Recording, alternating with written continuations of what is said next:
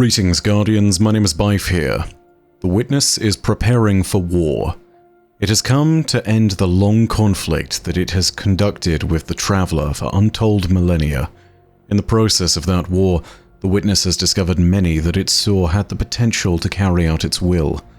Oryx, Xivu-Arath, Rulk, and Calus are all obvious examples of those figures that we might have deemed worthy of being called disciples. But many of them now lie dead or in retreat. It might seem unclear who the next disciple that we're supposed to face really is. All that seems clear is that the Witness will have more disciples. So today I wanted to take a look at the disciples that are clearly still alive, as well as speculating about who the next disciple of the Witness that we might end up facing will be. So first of all, let's take stock of things. If we're to really broaden the definition of what a disciple of the Witness might be, then we can say that we don't need the specific title of disciple for it to qualify. By this kind of measure, I'd say that we've easily killed 2 disciples of the Witness thus far. The first disciple that we killed would be that of Oryx, the Taken King, who I'm including on this list alongside his sister Xivu-Arath because of the fact that they were given the authority to command the Taken in some fashion. Whilst Oryx learned the secret of how to take, Xivu-Arath would learn to mantle their control and use them as shock troops with the Witness's permission. This power of taking is one that is directly granted by the likes of the Witness, and therefore it is not too out of the question to state that Oryx was a worthy figure to be deemed as a disciple. The second and completely uncontested disciple that we've killed is that of Rulk, the very first of the Witness's disciples, the destroyer of Lubrae, and the one who is the reason that the Hive ascended to become servants of the Witness. He was the one that made the covenant with the Worm Mother Shaita, and allowed her 5 children to ascend to the status of worm gods. Of course, we defeated him in the process of the Vow of the Disciple raid, and thus dealt a sizable defeat to the Witness and its forces. With these 2 major figures killed, it's also worth discussing Calus. To be really clear about it, Calus is weakened and was sort of defeated, but he is not dead. In many ways, Eris Morn would state that we had not in fact succeeded against him at all, as he had in fact accomplished his purpose of becoming one with the Pyramid on Luna. It's also worth remembering that we've just faced him, and therefore it's unlikely that we're going to be facing him again anytime soon, seeing as a new season is going to roll around and Bungie is going to pivot the story to somewhere new. So the next real question is this: who might that next disciple be? I think first we need to talk about the Eliksni in the room, namely Eramis. She was frozen in stasis at the end of the Beyond Light campaign, and she's been stuck there at the top of Reese Reborn since. It might be the case that she's dead, but as is so often the case, unless you see them truly die, it's entirely possible that they're still alive under all of that ice. The story of Beyond Light and its conclusion makes it seem as though Eramis was simply being used as a pawn by the Witness, a pawn whose only purpose was to allow us a moment when we might use and learn the powers of stasis. With our alignment to the cause of the Lost City mostly unchanged, it's possible that the Witness might see a greater purpose for Eramis, and a chance for her to actually redeem herself as one of the Witness's disciples. If this is the case, and the Witness does choose to free Eramis from her stasis prison, then we might be in store for a revitalized conflict between the Eliksni. This will likely take place on Europa, with a resurgent House of Salvation facing off against the combined forces of the Lost City and the House of Light. Such a conflict would inevitably have dramatic consequences for the whole system, and might mobilize any neutral Eliksni, particularly from the remnants of the House of Dusk, to side with either the House of Salvation or the House of Light. Eramis might not be the Witness's first choice for the disciple that he needs in the moment, but she might be the only available candidate as far as the Eliksni are concerned. She might be a disciple chosen in a moment of convenience. Next, I think it's worth remembering the Scion Euryx. Much as we last heard from Euryx recently in the Season of the Risen, I think it's important to remember that she represents a significant auxiliary force that might be able to assist the Witness's minions and lead them in war. Euryx, as a powerful scion, might not only be able to wrestle away various defectors from Keitel's ranks of Cabal, be they scion or not, but also her alliance with Calus has broadened her reach, and any discontent amongst Keitel's ranks has allowed her to pull away all of those that have even slightly wavering loyalties. But there's more to it than that. Euryx represents a powerful message and symbol for the Scion people. As long as she lives, the Scions within Keitel's ranks may never truly be completely loyal, and more importantly than that, there is the powerful Scion technology that she might be hunting for, or might already have access to. This includes devices such as the Oxa machine. For those of you who watched my more recent video talking about the way that the Oxa machine allows us to, well, see into the future and understand the past with perfect clarity, you can understand why that's important and why we should absolutely not be allowing Euryx to capture it. All of that being said, I think it's worth remembering that she is a powerful asset all on her own. She is undoubtedly a powerful scion, and powerful scions have been known to be able to kill guardians before, so it's not at all impossible that the Witness might see her as worthy of becoming one of its disciples. We should not underestimate her. Also, I think there is the very obvious possibility of Xivu Arath, who was the last remaining sovereign of the Hive. I've discussed Xivu's interesting place within the coming war before in previous videos, and I think it's worth repeating here that it's unclear what she would do if she understood the truth about the Hive and their path to the darkness. There's always a chance that she never finds out, and if that happens, then we're truly in a great degree of trouble, because a god of war as she is a fearsome combatant indeed.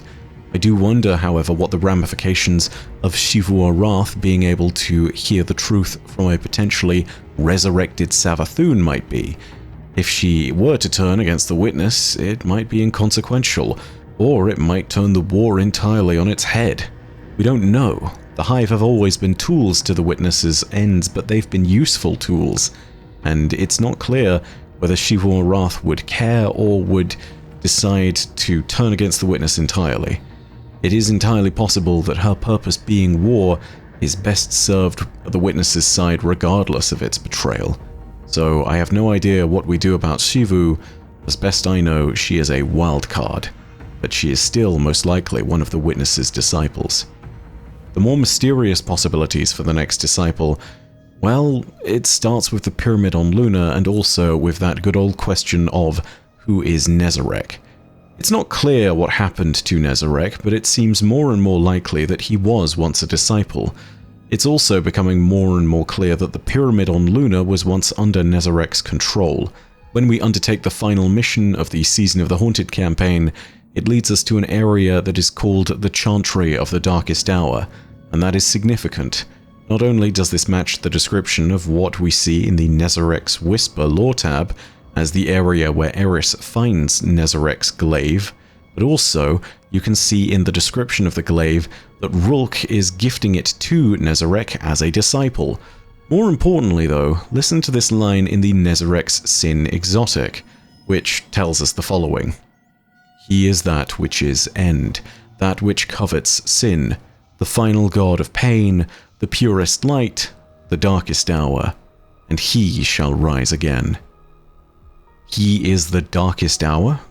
Keep in mind again, that final mission is set inside the Lunar Pyramid in an area known as the Chantry of the Darkest Hour. He is the darkest hour. Seems again like further confirmation of our prior suspicions that Nezarec was indeed originally one of the Witness's disciples, and also that he was the original ruler or controller of the Lunar Pyramid. Whether he was banished by the Traveler's sacrifice in the collapse, or whether he was banished by some great betrayal of the Witness, is unclear, but I think it's worth remembering that this is a mystery that is yet to be fully unraveled. Don't count on Nezarec being a name that we don't hear anytime soon once more. But there's one possibility that's scarier than all the others, and it's simply this. The idea of the Witness becoming something that we have to deal with on a daily basis in the system is not simply an idea that rolls around as far as military logistics are concerned, because one of the key drivers of the Witness's power is corruption. It is also the power tied to darkness, and it therefore means we need to consider whether some within our own ranks might turn traitor, serve the witness, and be anointed with the title of disciple. This, I think, is where we really need to look. It is the most unlikely of possibilities, perhaps, and yet it would be the most devastating if it were to occur. So, what are the key drivers for the witness being able to use the darkness as a corrupting influence to turn those that it doesn't have on its side to its side? I think the key drivers are separation, desperation, and loss. We've seen various characters betray us in the Dark Future lore book, including Eris Morn and Anna Bray. Again, these characters haven't betrayed us in this timeline, and I don't think they're likely to, but I think that's in part because our timeline gave those characters support in moments where they needed it. Anna Bray got support from her sister Elsie in the process of Beyond Light, and much as they didn't see eye to eye on everything, they did find common ground, and Elsie Bray did help Anna understand the corrupting power of stasis and did promise to teach it to her. With those safe pairs of hands, I do believe that Elsie Bray is going to assist Anna from stopping falling to that corruption, as she did in the Dark Future lore book. And then there's Eris Morn, who was the actual antagonist of the entire thing in the Dark Future lore book.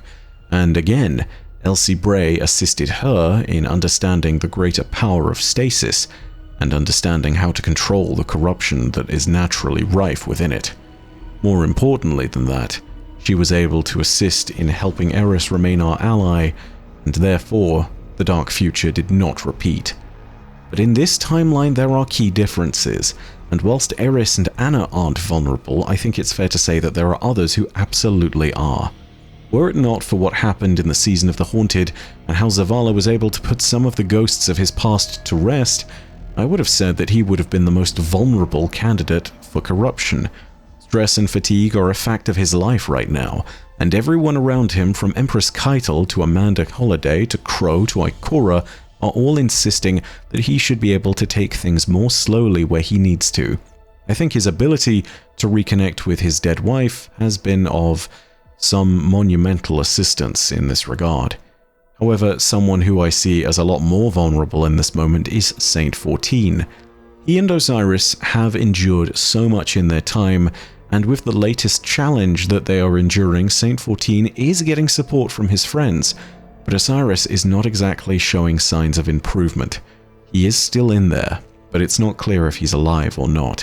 When Anna Bray and Eris were pulled to the witness's side in the Dark Future lore book, it was purely because of the fact that the people around them pushed them away or didn't offer the necessary support, or perhaps closed them off from possibilities. If we want to make sure that Saint doesn't suffer a similar fate, we need to watch him and be there for him. His resilience has been tested time and time again during his crusades and within the Infinite Forest, but never quite like this, and never by something that he couldn't fight. Next is a slightly odd suggestion, but the Tears of Contrition lore tab and the fact that Mara Sov was at one point invited by the Witness to be one of its disciples, as we see in the Parasite lore tab, makes me think that Mara would potentially be likely to waver. As she might say, a side must always be taken even if it's the wrong side. I wonder how likely this is given that Mara's will is strong as it is. It is a possibility, but it's not one that I'd entertain with much seriousness. She has the ability to evaluate all the angles, and she has been playing to win against the Witness and its forces. If I were to look to another figure, though, that might be capable of betraying humanity, I think we need only to look at one who believes himself to be an extension of all that it could be. And there is one man who embodied all of these lessons, and yet never dared to learn them. For the belief he held in his own greatness ascended and morphed and twisted into something that would make even hubris blush. I am of course referring to the grandfather of the Bray family, Clovis Bray I. Encapsulated inside his great machine construct on Europa, he is accessible from the perspective of the Witness and its agents, and they have spoken to him before. The whispers in death that Clovis Bray experienced and wrote of in his journals were whispers directly from the Witness, and they encouraged him to build the portal in the Glassway to Volantis 2082, They encouraged him to build the deep stone crypt around the dark statue that was found in the European wastes, and they encouraged him to create the Exos by combining Vex mind fluid with the influence of clarity control. We don't know to what ends these acts were done, but Clovis was convinced that clarity was guiding him to a greater future where he might be the herald of all humanity and might be its savior. This idea is tempting for any human, but for a man who saw the stars themselves with a sense of manifest destiny, this idea was like a flame to a moth. For him, it would be inescapable. I don't know if he still has access to the Witness in his robotic chassis, but Clovis Bray intended to live forever, and the Witness has offered such powers to a being of this nature before. The Hive, the Vex, and even Callus all saw the potential of the Witness to grant such things. It would not be too hard to expect that a similar offer might be made for Clovis Bray, and if he did mean to continue his lordship over humanity, or whatever was left of it, I can only imagine that he might agree to such a bargain in a heartbeat. So those are the ones that I see as the potential future disciples of the Witness. As for which of them we will face, I think that we'll figure that all out very soon.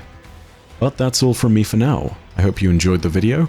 If you did, go ahead and leave a like, and if you want more Destiny content, go ahead and hit the subscribe button and the bell next to subscribe to turn on those email notifications.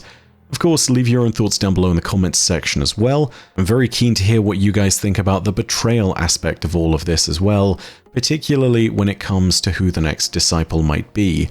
I don't believe for a second that it's going to be Elsie or Anna Bray or the Queen, but I'm really keeping an eye on Clovis Bray going forward. I don't trust him for a second. Anyway, as per usual, know that your viewership is quite enough for me, and that in the meantime, my name is Bife. Rodacia Arastra. I'll see you, Starside.